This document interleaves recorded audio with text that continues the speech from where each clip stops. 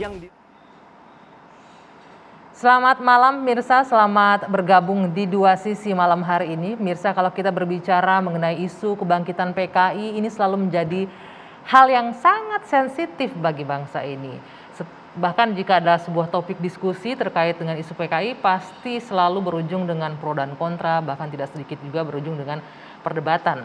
Nah, baru-baru ini ada pernyataan dari Panglima TNI Jenderal Andika yang menyebutkan mencabut kebijakan larangan keturunan PKI untuk mendaftar di TNI itu dicabut. Ini juga menjadi perhatian publik, bahkan juga menuai reaksi yang beragam. Ada yang mengkritik karena dinilai memaafkan kejahatan PKI, dan mungkin ada juga yang beranggapan bahwa ini merupakan angin segar untuk kembali tumbuhnya paham komunis di tanah air. Dan tidak sedikit juga yang mengapresiasi karena menghilangkan diskriminasi dan juga angin segar untuk rekonsiliasi nasional. Tapi yang tersisa sekarang di masyarakat adalah pertanyaan, ketika keturunan PKI boleh menjadi anggota TNI, setujukah? Ini akan kami diskusikan malam hari ini di Dua Sisi bersama saya, Dwi Anggia.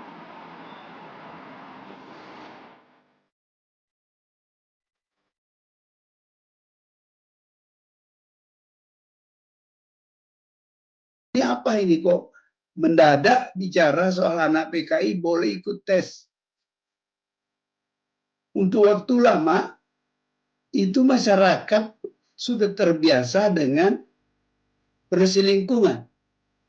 Kok tiba-tiba sekarang ada perubahan?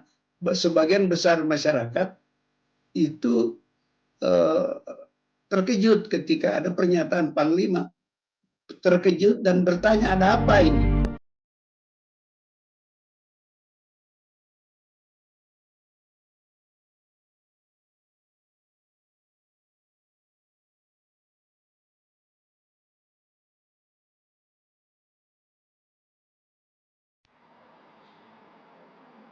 Ya, saya akan langsung memperkenalkan sejumlah narasumber yang sudah hadir bersama saya malam ini di studio. Dari ujung sebelah sana ada Prof. Suteki, Guru Besar Hukum dan Masyarakat Universitas Diponegoro. Selamat malam, Prof. Selamat malam. Nanti boleh digunakan mic-nya, Prof ya. Selamat Kemudian malam. ada Bung Mardhani Alisera, politisi PKS. Selamat malam, Bung Mardhani. Malam, Manggi. Ya, dan di sebelah kiri saya ada Pak Ilham Aidit. Ini anak dari tokoh PKI DN Aidit. Selamat malam, Pak Ilham. Selamat malam, selamat malam. Di ujung sana ada Laksamana Muda TNI Purnawirawan Sulaiman B. Ponto, mantan Kabais TNI. Selamat malam, Pak Ponto. Selamat malam. Oke, baik, sebelum nanti kita tadi sudah menyaksikan ya banyak pertanyaan-pertanyaan yang muncul. Tadi Prof. Salim Said juga bertanya, kenapa muncul sekarang, ada apa ini? Sebelum kita masuk ke sana, saya ingin ke Pak Ilham terlebih dahulu. Pak Ilham, kita sejarah panjang memang ya PKI dan sampai saat ini adalah rekonsiliasi nasional dan lain-lainnya. Boleh nggak sebelum kita diskusi menjawab pertanyaan tadi semua, Pak Ilham cerita sedikit sebagai anak dari pelaku dan juga tokoh Partai Komunis yang kemudian sudah jelas dilarang pahamnya untuk tumbuh di tanah air ini, Anda sempat juga nggak mengalami kesulitan mungkin untuk bisa diterima di lingkungan, di masyarakat, atau pekerjaan, ataupun keluarga-keluarga dan keturunan PKI lainnya, sepengetahuan Anda? Silakan digunakan. Boleh, boleh. Ya, terima kasih. Selamat malam buat kawan-kawan dari Pak Suteki, kemudian Pak Ali, Pak Ponto. Kalau ditanya itu saya sebetulnya udah sering banget ya. Jadi artinya puluhan tahun itu pasal diskriminatif pernah ada dan kami merasakannya. Saya sendiri begitu saya lulus, saya mencoba untuk menjadi pegawai negeri. Lalu saya mengisi apa adanya dalam form isian itu. Ya, tahap pertama lulus, tahap kedua lulus, tahap ketiga kemudian saya tahu bahwa ya saat itu saya pasti tidak bisa diterima.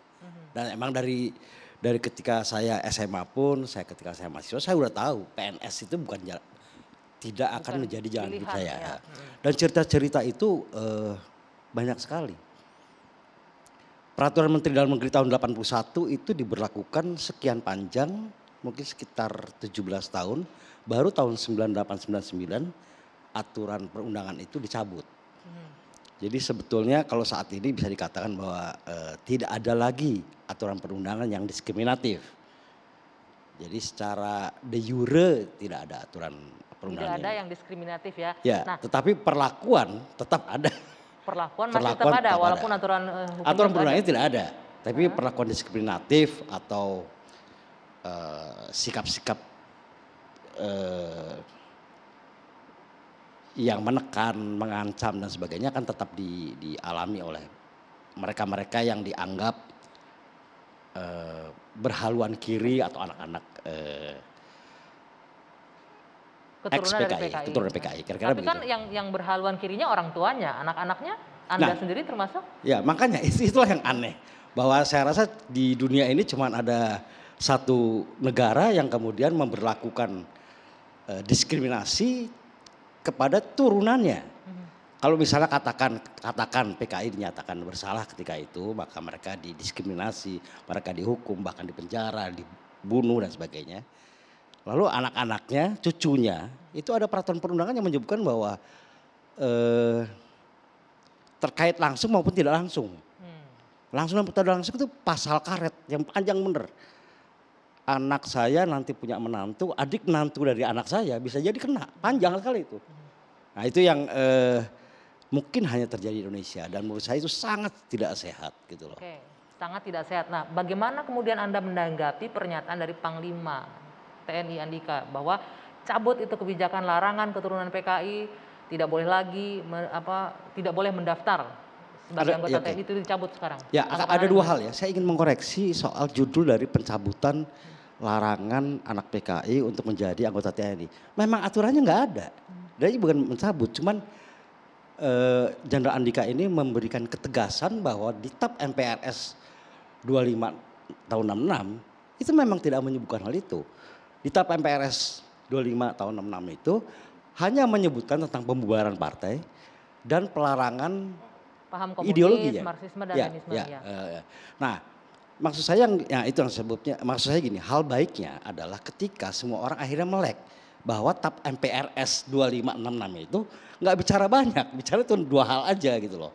Selama ini orang pikir bahwa dia bisa melakukan persekusi, dia bisa melakukan tekanan luar biasa kepada mereka-mereka yang diindikasikan menyebarkan ajaran komunisme, dengan selalu mengatakan bahwa kan ada undang-undangnya TAP MPRS. Tapi kalau kita baca betul-betul TAP MPRS 2566 itu sebenarnya cuma dua hal itu, selebihnya tidak ada. Tapi peraturan Menteri Dalam Negeri tahun 81 betul menyebutkan bahwa mereka yang terkait langsung atau tidak langsung dalam peristiwa G30S. Dilarang, tidak bisa. Dilarang, ya? oke. Tapi Jadi kemudian cabut. Sekali lagi pertanyaan saya, respon Anda dengan pernyataan Pak Andika? Gini, saya dan beberapa kawan saya itu tidak euforia karena itu hal biasa banget. Oke. Bahwa memang tidak ada yang istimewa. Yang istimewa adalah Pak Andika ini sekali lagi menegaskan bahwa ingat ada aturan perundangan yang harus kita ikuti. Saya percaya sekali bahwa Pak Andika itu sama sekali bukan orang yang mendukung komunisme. Pasti dia tidak mendukung komunisme atau dia berpihak atau membela PKI. Pasti. Tapi dia cuma bilang bahwa saya adalah orang yang patuh terhadap aturan perundangan. Dan saya minta bawahan saya dan jajaran saya juga mengerti undang-undang dan mematuhinya. Itu yang si hikmah di balik itu adalah kami bergembira bahwa rupanya orang semakin alert, semakin waspada terhadap aturan perundangan. Nggak hajar-hajaran aja, pokoknya TAP MPRS emang jebret. Oke, saya garis bawahi euforianya hanya orang semakin alert, semakin waspada, semakin tahu dengan aturan perundang-undangan seperti Ya TAP bahkan MPRS, sekarang semua ya. orang melototi TAP MPRS 2566 itu apa sih? Baik. Sekarang ada itu Saya hikmahnya. mau ke Prof Suteki terlebih dahulu. Prof, ini kalau Pak Ilham melihatnya biasa saja karena memang selama ini tidak ada tuh, hanya orang salah memaknai gitu aturan TAP MPR 25 atau 66. Kalau Anda melihatnya respon dengan pernyataan Jenderal Andika ini bagaimana? Ada yang perlu dikhawatirkan atau biasa aja? Ya, jadi terkait dengan apa yang disampaikan oleh Jenderal Andika Perkasa itu, saya punya beberapa pernyataan lah di sini. Yang pertama, saya menyatakan bahwa yang disampaikan itu sebenarnya adalah konsumsi untuk internal ya, rapat internal, tetapi kemudian diekspos, diekspos ke luar melalui akun media sosial yaitu akun YouTube-nya. Pak Andika. Menurut saya ini kalau misalnya menjadi sebuah kebijakan, ini tidak etis. Oke. Tidak etis dan cenderung kalau saya nilai ini ya, seolah-olah ingin mencari namanya pencitraan. Pencari pencitraan. Pencitraan. Pencitraan untuk apa ini? Ya, kalau saya Anda tidak tahu apa yang ada di balik itu, tapi kesannya kan ini seolah-olah ingin mencari sesuatu yang lain disampaikan. Sementara dari awal kan memang kita sudah lihat kalau di TAP MPRS nomor 2566 ini memang tidak menyebutkan bahwa anak keturunan PKI itu dilarang untuk mendaftar atau mungkin untuk memasuki jenis pekerjaan yang lain, apakah itu TNI ataupun juga di organisasi atau instansi yang lain. Nah, tapi justru kalau saya lihat ini kan pencitraan yang dimau itu justru berbalik menjadi citra buruk dan justru apa? Menimbulkan kegaduhan yang saya katakan itu tidak berujung pangkal. Nah, saya kira dalam hal ini saya kira memang untuk hal-hal yang sifatnya itu kebijakan dan itu lebih tepat dibicarakan di posisi internal, sidang-sidang internal, itu mestinya pejabat manapun jangan kemudian mengekspos itu keluar karena itu akan cenderung justru menimbulkan kegaduhan baru. Oke, cenderung menimbulkan kemudian kegaduhan yang baru. Tahan dulu, nanti yang selanjutnya ada berapa poin tadi? Ada 2-3 poin ya, tapi kita jeda dulu. Oke, Kita lanjutkan terima kasih. nanti usai jeda. Dua Sisi kembali sesaat lagi.